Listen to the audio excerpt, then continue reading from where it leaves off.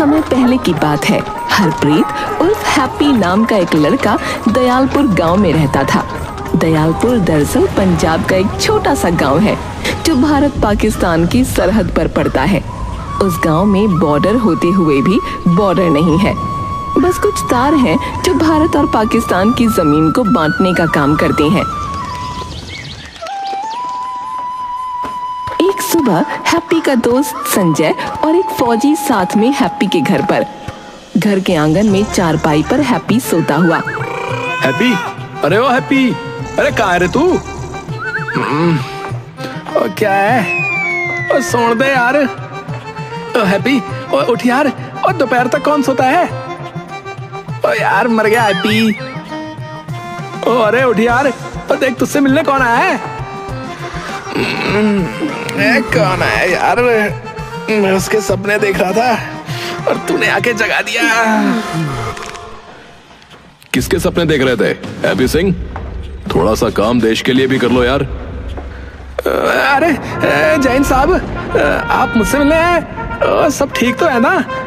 मैंने तो कुछ नहीं किया। और संजय, और तूने कुछ किया क्या?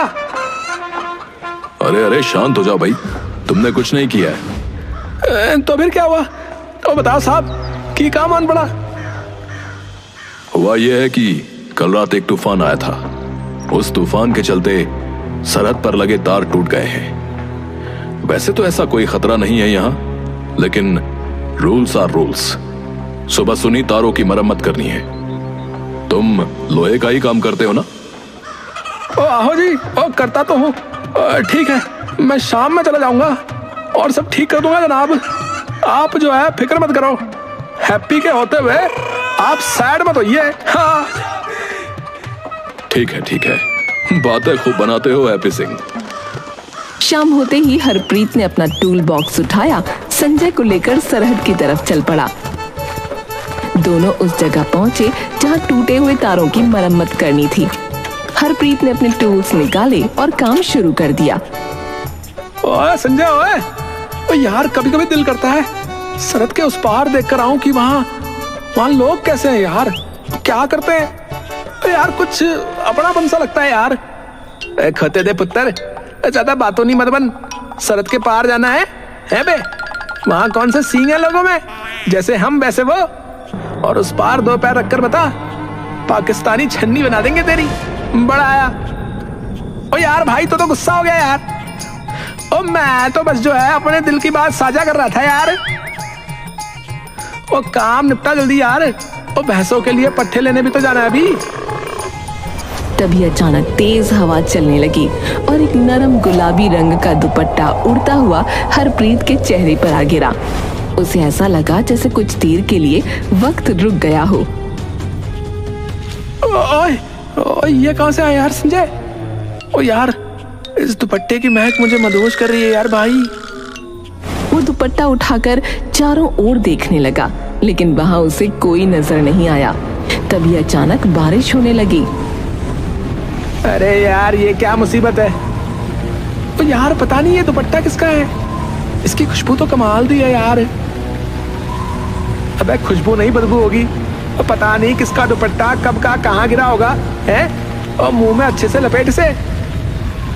ओ यार संजय, ओ यार तुम मजाक में मत ले यार। ये दुपट्टा जो है मेरे पास ही उड़कर क्यों आया यार? अरे यार जल्दी चल यहाँ से। बारिश के चलते वो दोनों अधूरे काम को छोड़कर वापस आ गए, पर उस दुपट्टे ने हरप्रीत को हिलाकर रख दिया था। रात में हरप्रीत सोने की कोशिश कर रहा था, लेकिन वो दुपट्टा उसे सोने नहीं दे रहा था। उसकी खुशबू उसे मदहोश कर रही थी।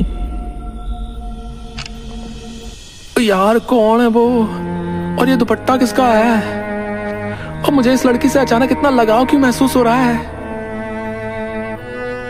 सो जा चुपचाप और कल जाकर ये दुपट्टा जहां से लाया है वहीं रखाना। बड़े सोनी महिवाल बनने चले। ओ हाँ बेबे, रखाऊंगा। अगले दिन हरप्रीत संजय के साथ फिर से बॉर्डर पर जा पहुंचा।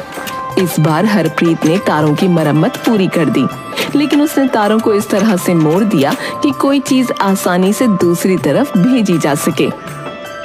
फिर उसने वो दुपट्टा तारों के पार रख दिया और उसके साथ एक छोटा सा खत भी रखा जिसमें उसने लिखा था,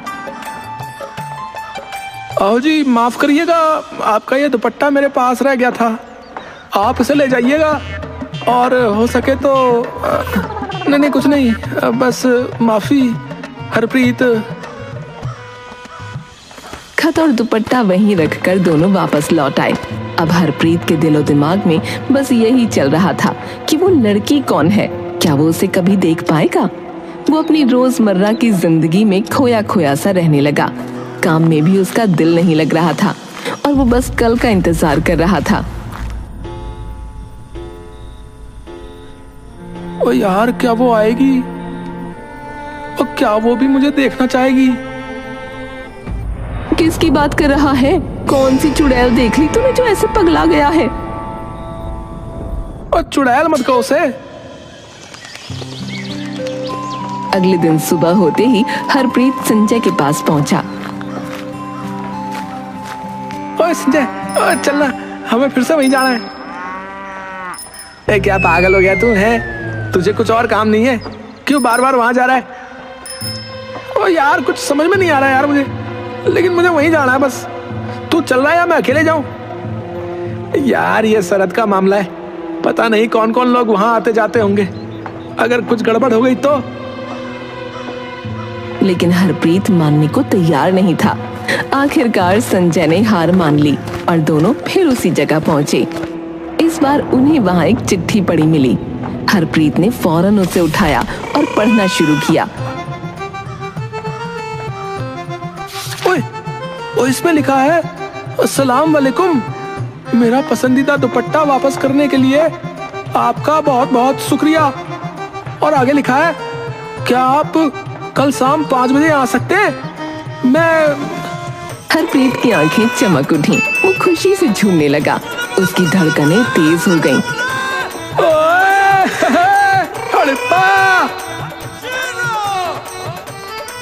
ए भगवान, ये लड़की भी कम नहीं है। ओए हैप्पी, ओए इसके चक्कर में मत पड़ यार। सालिया आप मरेंगा तो मैनू भी मरवाएंगा। तू नहीं समझेगा ओए संजय, ये दिल का मामला है। ओए दिन भर हरप्रीत घर में बेचैन घूमता रहा। उसकी माँ भी हैरान थी कि उसके साथ आखिर हो क्या रहा है। जैसे ही शाम के 5 बजे वो तुरंत बॉर्डर की ओर दौड़ पड़ा। संजय भी उसके साथ था, लेकिन आधे घंटे तक वहाँ कोई नहीं आया। फिर 5:30 बजे सामने से एक लड़की आई। उसके सिर पर वही गुलाबी दुपट्टा था। वो बेहद खूबसूरत थी। हरप्रीत उसे देखता ही रह गया। जी आप जो है जी इतनी लेट क्यों हो गई? मैं तो 5 बजे ही आई हूँ। अरे मैं समझ गया, दरअसल ये टाइम जोन का चक्कर है।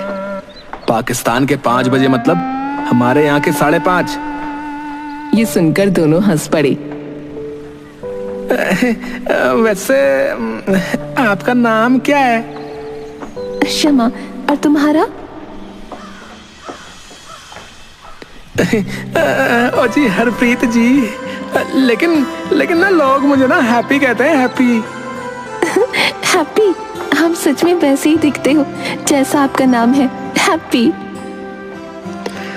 आहो जी, आपका नाम भी आपको सूट करता है जी, समा। अब मुझे जाना चाहिए, कोई देख लेगा तो परेशानी हो जाएगी। अरे इतनी जल्दी? हम फिर कब मिलेंगे? कल। ठीक है, लेकिन समय का ध्यान रखना। हरप्रीत उसे जाते हुए देखता रहा। लौटते वक्त उसने संजय से कहा, ओए यार संजय, वो वही है यार जिसे मैं सपने में देखता हूँ। और मुझे लगता है कि मुझे उससे प्यार हो गया है यार। क्या? तेरा दिमाग तो ठीक है ना? यार वो पाकिस्तानी है, वो मुसलमान है। ओए तुम दोनों का कोई भविष्य नहीं है, समझा?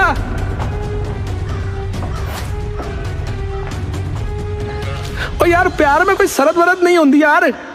मुझे बस इतना पता है कि मैं उससे मिलना चाहता हूँ यार। और सोच ले यार हैप्पी, और यार ये आसान नहीं होगा। हरप्रीत प्यार में अंधा हो चुका था। अगले दिन उसने पाकिस्तानी टाइम के हिसाब से 5 बजे वहां पहुंचने का फैसला किया। जब वो बॉर्डर पर पहुंचा तो शमा वहां नहीं थी। उसे लगा कि शायद उसने टाइम जोन में गड़बड़ी कर दी। थोड़ी देर बाद शमा भी आ गई। लगता है वक्त में फिर गड़बड़ हो गई। हाँ, लेकिन अब तो मिल गए ना। इसके बाद दोनों के बीच धीरे धीरे और बातें होने लगीं। हर दिन वो एक दूसरे से मिलने लगे और उनके बीच की दूरियां मिटने लगीं। प्यार का इजहार भी हो गया। और ईद आई तो शमा हरप्रीत के लिए शीर खुरमा लेकर आई। तुम्हारे लिए हमारी ईद की खास मिठाई मैंने अपने हाथ से बनाई है। शुक्रिया जी, शुक्रिया। ये तो बहुत ही स्वादिष्ट है जी। स्वादिष्ट मतलब? स्वादिष्ट मतलब लजीज, लजीज जी, लजीज। अच्छा, शुक्रिया। दिवाली पर हरप्रीत शमा के लिए मिठाई लेकर पहुंचा। ये लो जी, दिवाली का तोहफा। शुक्रिया। देखो, मैंने दिया जलाया है। मेरी सहेली ने बताया था कि दिवाली पर दिए जलाते हैं। दिन गुजरते गए और होली पर दोनों ने एक दूसरे को गुलाल भी लगाया। होली मुबारक हैप्पी।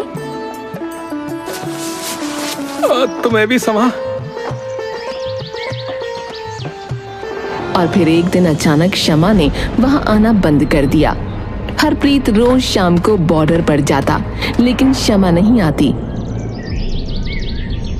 एक हफ्ता गुजर गया, लेकिन शमा का कोई अता पता नहीं था।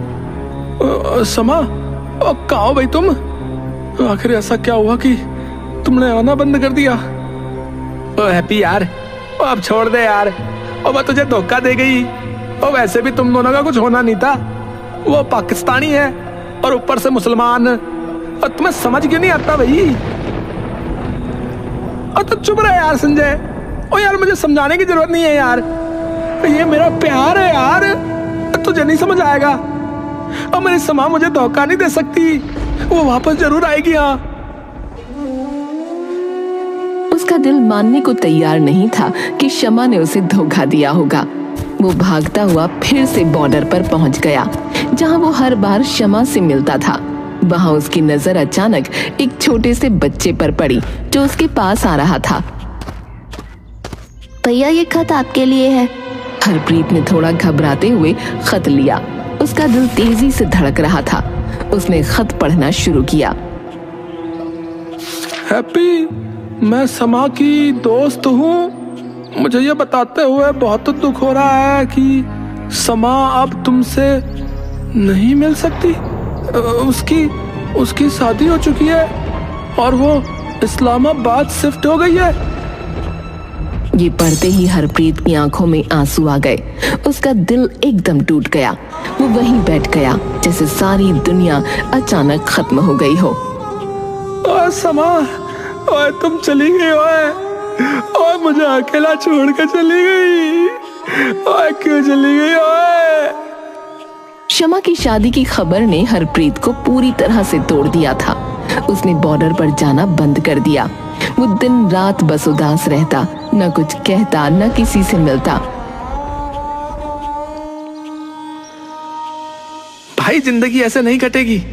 ओ यार, शमा चली गई पर तेरा जीवन तो अभी बाकी है ना।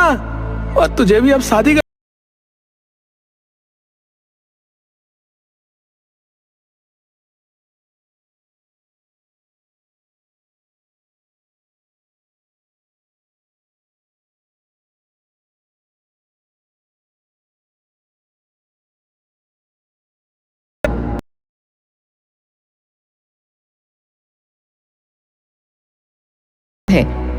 एक दिन यूं ही भटकते हुए हरप्रीत फिर से उसी बॉर्डर पर जा पहुंचा। वो वहीं बैठ गया। उसकी आंखों से आंसू बहने लगे।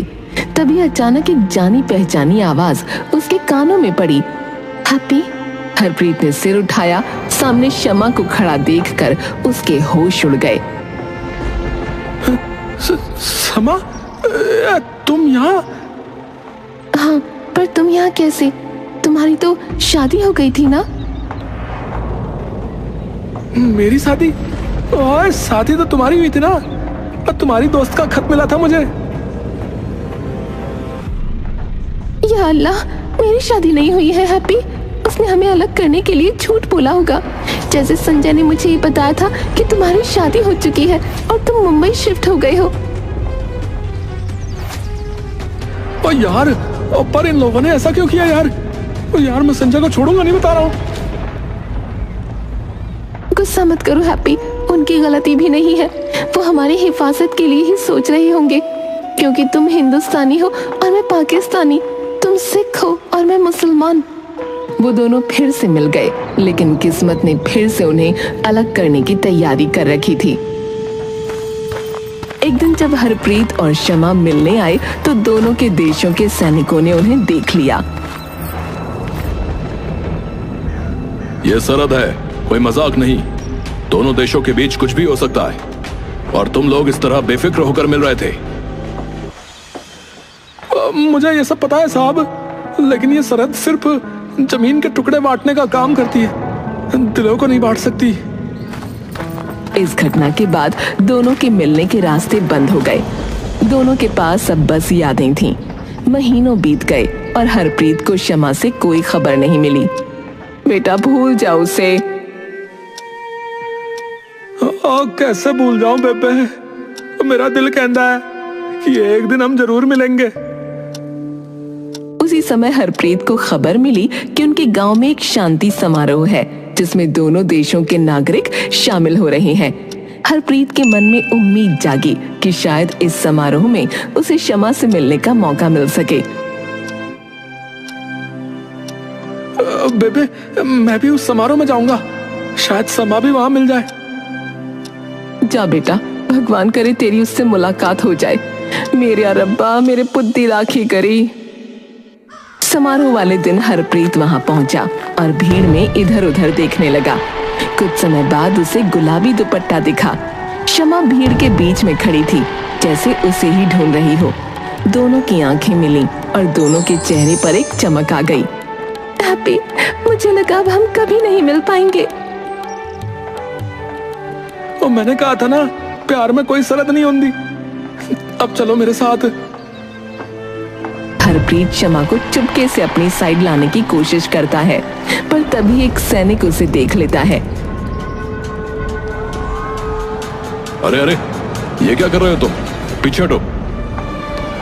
अचानक हिंदुस्तानी सैनिक हरप्रीत को और पाकिस्तानी सैनिक शमा को पकड़कर अपनी अपनी ओर ले जाने लगते हैं। शमा, शमा, शमा। हैप्पी! अचानक शमा एक सैनिक की बंदूक छीन लेती है और अपनी कनपटी पर रख लेती है। अगर मुझे हरप्रीत के बिना जीना पड़ा तो मैं यहीं अपनी जान ले लूंगी। उसकी आवाज में एक दर्दनाक गहराई थी, जिसने सबको हिलाकर रख दिया। दूसरी तरफ हरप्रीत भी एक सैनिक की बंदूक छीन लेता है और सैनिकों की ओर तान देता है।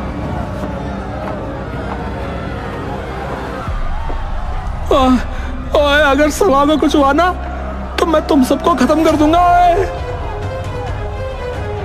ये देखकर दोनों तरफ के सैनिक बहुत चक्के रह जाते हैं।